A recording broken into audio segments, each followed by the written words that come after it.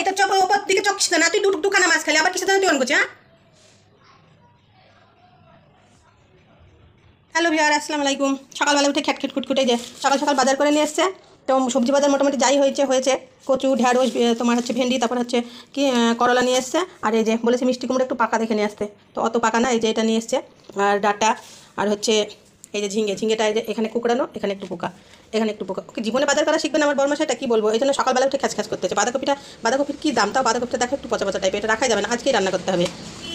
একটা সবজি নিয়ে আসি, একসঙ্গে তো খাওয়া যায় না, রেখে খেতে হয়। তো রাখার মতো জিনিস একটাও দেখছি না, সবগুলোকে একসঙ্গে রান্না করবো। আর এই যার একটা ব্যাপার হচ্ছে কি, এই যে দেখো কলা, এই যে কলাটা নিয়ে এসছে, কলাগুলো সব জালি দেখো, কি সরু সরু। এইগুলো কি কলা? এই 2 টাকা পিস কলা আমি কেন জালি নেবো বলো তো? এইটুকু কি জিনিসের সাধারণ একটু জ্ঞান নেই? হ্যাঁ, এটা কি কলা তোমরা বলো?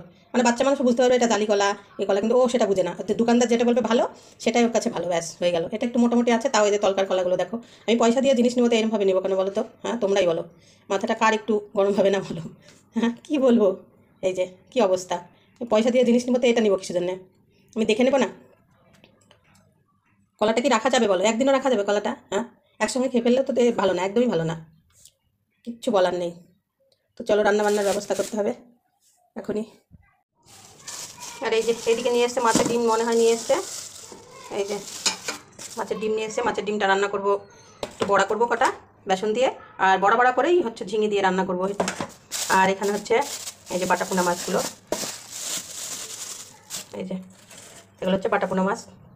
তো এই যে রান্নার কাছে ভিড়ে গিয়েছি, তোমার সব কিছু এই যে কাটাকুটি হলো।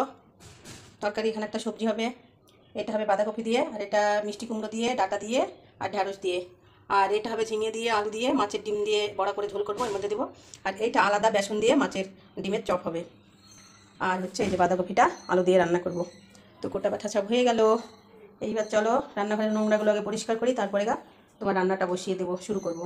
তো এই নোংরা থাকলে পায়ের কাছে বিড়বিড় করে, সব পরিষ্কার করে ফেলি, তারপরে রান্না বসাবো।